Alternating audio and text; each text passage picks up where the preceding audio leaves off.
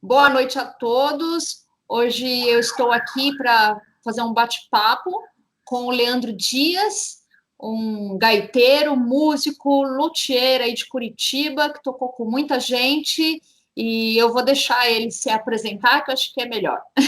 Boa noite, Leandro. E aí, como está? Boa noite, Fernanda, tudo bem? Boa noite, pessoal. Estou bem. Frio aqui em Curitiba agora, tudo tranquilo. Eu imagino que aqui em São Paulo está frio, eu imagino que Curitiba é mais intenso, né? Grauzinho a menos, assim.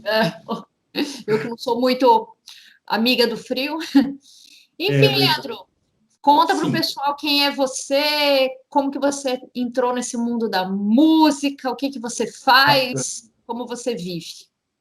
Tá bem. Eu sou Leandro Dias, sou aqui de Curitiba, sou luthier de instrumentos de sopro, mais exclusivamente de gaitas de fole. E eu comecei no mundo da música lá em 2002, 2003, sendo aluno ouvinte do curso de flauta doce da Escola de Músicas e Belas Artes do Paraná. Já tinha um viés de sopro, a minha mãe e meu pai já sempre foram de música. E por causa da flauta doce, acabei me direcionando para música antiga, para música barroca, conheci as gaitas de fole e acabei entrando por esse mundo dessa forma, assim. Puxa, que legal. E o interesse pela gaita de fole veio da onde? Quem você viu tocando gaita de fole? Quando você teve contato a primeira vez? Eu sei que muita gente nem sabe o que é uma gaita de Sim, fole. verdade, verdade. Eu tive uma sorte. Eu sou a quinta geração de espanhóis no Brasil, espanhóis da região da Galícia, em La Coruña, mais exatamente. E lá a gaita de fole é o instrumento nacional, né? Então, conforme eu fui estudando música, eu acabei uma hora olhando para minha própria descendência, assim, e falei, vou estudar música espanhola, vou ver o que tem na música espanhola. E descobri a gaita de fole, logo descobri que a gaita também tem na Escócia, na França, na Itália, em Portugal, enfim, no mundo inteiro, né? E eu entrei na gaita primeiramente assim. Mas claro que eu já tinha uma referência de infância, assim, de ver a gaita no Centro Espanhol. Mas isso não me incentivou naquele momento, assim, a tocar, né? Eu, depois de conhecer o instrumento por fora, eu acabei indo para o Centro Espanhol para aí estudar o instrumento, aprender a tocar, me aprofundar mais. E lá tinham instrumentos disponíveis para você, para empréstimo. Como é que você fez para adquirir a sua primeira gaita, assim? Sim, nossa, foi toda uma aventura, assim. Lá no Centro Espanhol eles têm algumas gaitas bem antigas que foram trazidas pelos imigrantes dos anos 70 e tudo mais. E na época eu acredito que tinha um gaiteiro chamado Jesus, seu Jesus, né? Jesus com X O galego. X? Sim. E ele era o coordenador do grupo de gaitas de fole, fazia palhetas, construía algumas peças de gaita de fole. Isso nos anos 90. Eu comecei a tocar no Centro Espanhol lá pelo ano 2004, 2003, com uma gaita emprestada do Centro Espanhol, dessas gaitas antigas, né?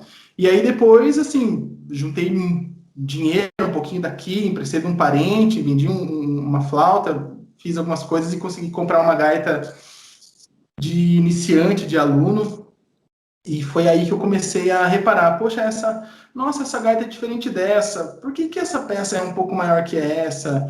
E fui percebendo as diferenças entre um instrumento da mesma família, né? Foi aí que eu me introduzi para a área de construção, de luteria, de pesquisar, saber como funciona. Já surgiu daí esse interesse em saber como as coisas funcionavam. Sim, sim. O bacana é que eu fui atrás da gaita pela construção. Eu achei muito fantástico. Uma bolsa de ar, aí tem um tubo para cima e você assopra por um lado e sai pelo outro. E aí, depois que eu me apaixonei pela parte musical do instrumento, de fato, né? Mas comecei pela parte da construção. Nossa, que legal. E essa gaita, ela foi que você teve, ela era construída aqui no Brasil ou você teve que mandar vir de fora? Não, foi uma gaita que foi mandada construir para mim, lá na Espanha. Tá. Porque aqui tem já construtores de gaitas, né? Mas não é uma coisa super É, comum. Imagino alguns anos atrás também era menos ainda, né? sim, com certeza. No Brasil, hoje, nós temos, assim, oficialmente, 3 construtores de gaitas de fole. Eu aqui Contando em você, Curitiba. Exatamente. Eu aqui em Curitiba, o Robles Lucas aí em São isso, Paulo, que vocês já amigo conhecem, uma nosso, sim, pessoa sim. fantástica, assim. e o André Oglieiro lá em Chapecó, em Santa Catarina. Nós três, assim, temos um trabalho de pesquisa. Eu mais nas gaitas ibéricas, focado em Portugal e Espanha, né? Alguma coisa da Escócia. O André mais nas gaitas italianas e germânicas. E o Robles já faz uma série de instrumentos, né? Bem bacana. E é legal porque, assim, quando a gente fala, às vezes, em gaita, na cabeça das pessoas vem aquelas gaitas escocesas, talvez eu acho que são as mais conhecidas. Exato, A gente tem exato. muitos tipos de gaita, né? Sim, sim, mais de 200 tipos aí catalogados, distribuídos por todos os 5 continentes. Acho que, na verdade, minto. Talvez a Austrália seja o único lugar que não tem uma gaita assim que a gente identifique como uma gaita de fole, né? A gaita de fole é um instrumento que o que caracteriza a característica, né, que dá um instrumento para ser uma gaita de fole é ela ter um reservatório de ar e um tubo onde sai uma melodia constante. Ou seja na melodia ou seja no bordão, sempre vai ter um som que vai sair constante. Diferente da flauta doce, que a gente toca uma nota por vez. A gaita de fole, ela é um instrumento contínuo. Mas a gaita de fole é um instrumento incrível, né? A mãe de todos os instrumentos de sopro, de palheta, com certeza. Nossa, que bacana. E você fez um vídeo para gente mostrando a sua Isso. oficina. A gente podia tá mostrando um pouquinho a oficina, que daí você vai estar nesse vídeo detalhando aí sobre a gaita. Tô correta? O que você aprovou? É bacana, eu fiz um videozinho mostrando assim o torno, o funcionamento do torno, as brocas, as ferramentas, o processo de construção também, que é bem importante a gente cuidar do processo de construção, a madeira, tem que descansar. Acho que vai ser bem bacana. Tá, Então, pessoal, esse é o meu torno e é aqui que eu construo todas as minhas gaitas de fole, as minhas flautas, enfim, acessórios e peças para outros instrumentos que eu construo aqui na oficina. Deixa eu ligar o torno um pouquinho para vocês verem.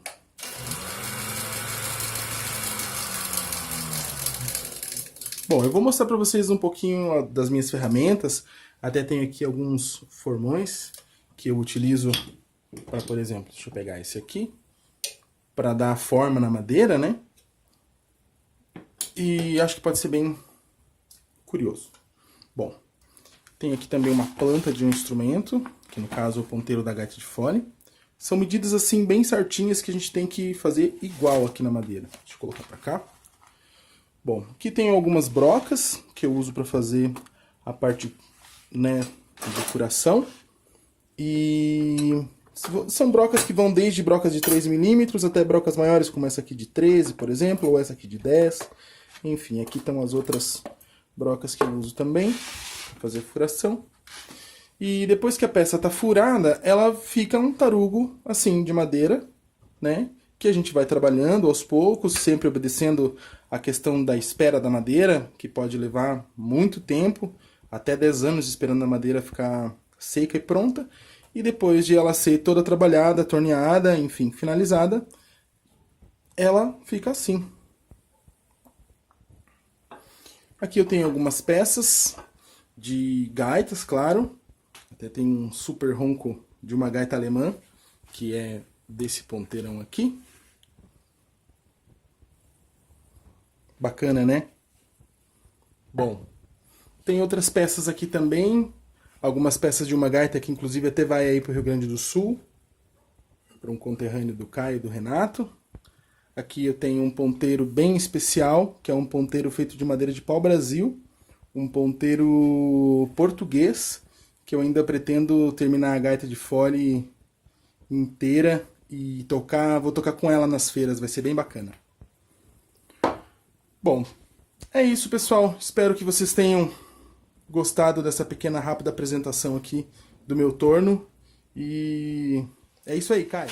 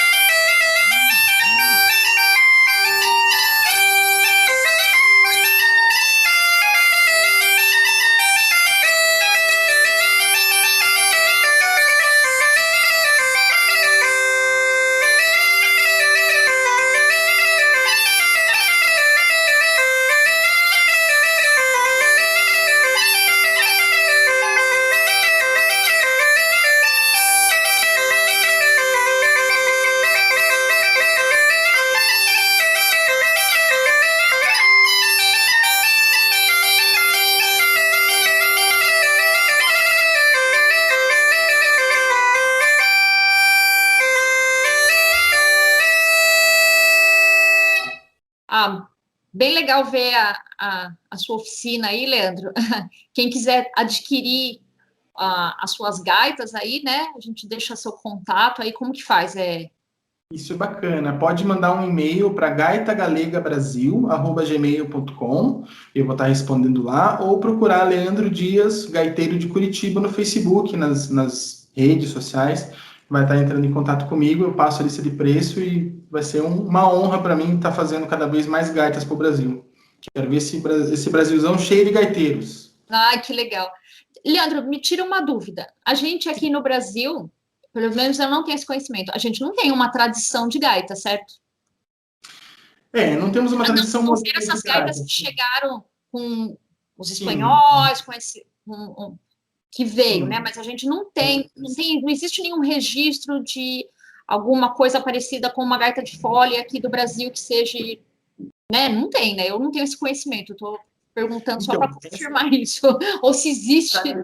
Sim, um detalhe bem legal é que existem registros da gaita de fole sendo tocada aqui no Brasil em várias festas, tanto no Rio de Janeiro, na região de Santos, Praia Grande mais exatamente, na Bahia, em Minas Gerais. Nós temos um quadro, puxa, eu queria lembrar justamente o nome agora, mas depois eu posso passar para você para a gente colocar nas referências, que mostra um negro tocando gaita de fole numa festa de folia de reis, lá em Minas Gerais.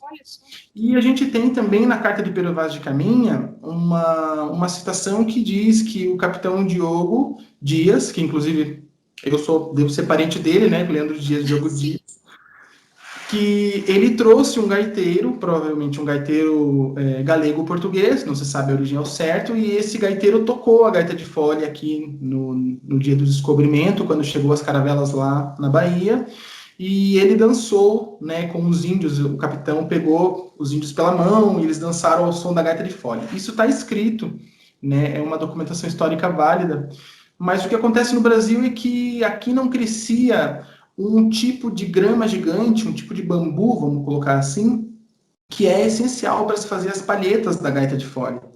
Então eu tenho uma teoria que no Brasil a gaita de fole, como a gente conhece, essa de saco, de ar, de assoprar, de apertar, ela morreu, a tradição, por falta de construtores ou de manutenção das palhetas, que eram muito difíceis de fazer com outro material, e foi substituída pelo acordeon, pela concertina, né? Porque justamente você tem o bordão de um lado e a melodia de outro. Então é como se fosse uma gaita de fole modernizada, da mesma forma como a flauta e o clarinete, né? Então, assim, a gente já tivemos uma tradição de gaita, né? A própria música modal nordestina, ela pode ser tocada perfeitamente sem mudar a escala, nota nenhuma na gaita de fole galega moderna e na gaita antiga. Então isso já deixa um traço de que sim, nós tivemos, né, por um momento tivemos a gaita foi nosso instrumento nacional, talvez. Nossa, que legal. Muito boa essa informação. E para tocar a gaita, você precisa saber a flauta ou não necessariamente? É diferente? Ou é só uma adaptação da digitação? A respiração muda? Como que é tudo isso? É difícil demais? Não? Assim, dá a impressão que, nossa, precisa ter fôlego, né? As pessoas sempre falam isso, né? Sim. É mito?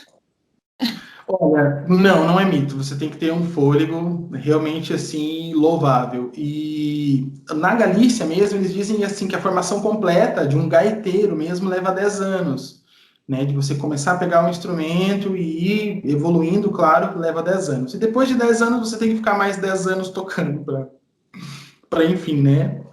Validar tudo isso na tradição deles. Mas é um instrumento que realmente ele leva assim uns 2, 3 anos. O Marcelo sabe bem disso. Sim, sim. Ele tem umas gaitas aí e mais, e realmente leva um tempo para você ter uma simbiose com o instrumento. Porque o instrumento respira quando você não respira.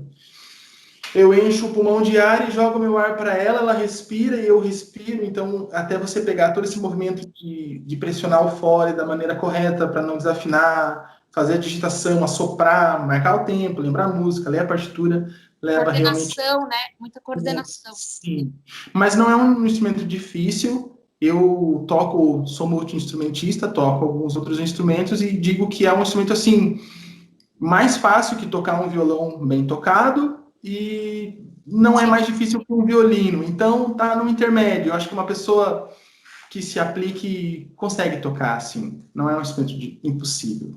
sim, sim. E a gente tem pessoas que ensinam também, por aqui, professores de Sim, gaita, né? Tem umas sim. tradições aqui.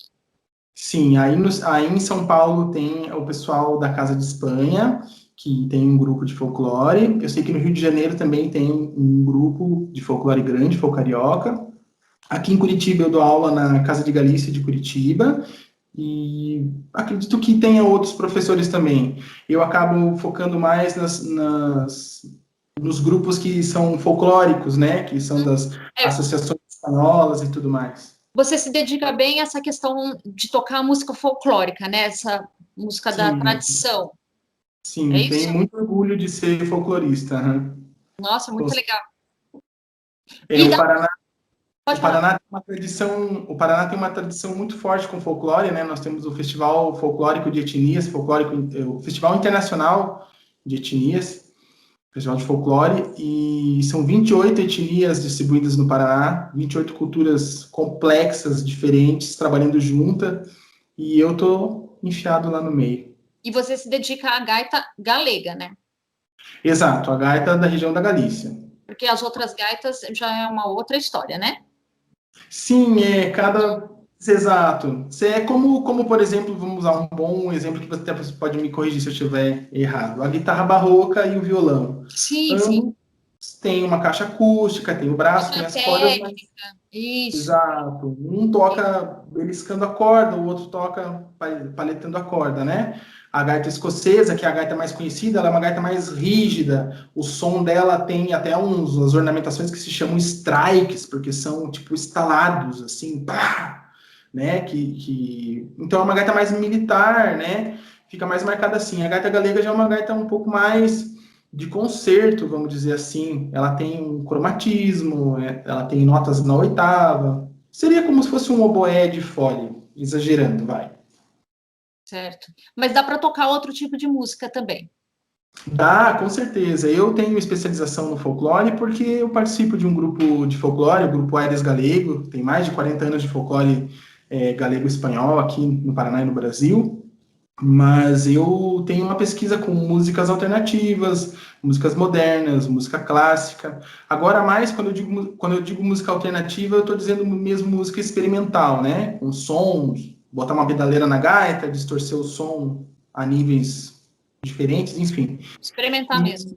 experimental, aham. E ultimamente eu tenho trabalhado muito na recuperação de um repertório paranista, que tem a ver aqui com a região da onde eu sou. O litoral do Paraná, a gente não, algumas pessoas não têm conhecimento disso, mas o fandango paranaense, ele remonta lá ao barroco europeu, né? Então a gente tem aqui já 1740 alguns compositores para saltério barroco, por exemplo. Isso no Paraná, Brasil, aqui, né? Hum, Próximo de mim. Então eu estou pegando todo esse repertório e tentando transpor alguma coisa para gaita, fazer um novo repertório para gaita, uma coisa mais nossa. Trabalho longo, mas tem que tempo. legal, que legal. E você atua, então, com um grupo folclórico, com Uhum. experimentalismo, então dá para explorar muito aí, né? A riqueza. Com certeza, com certeza.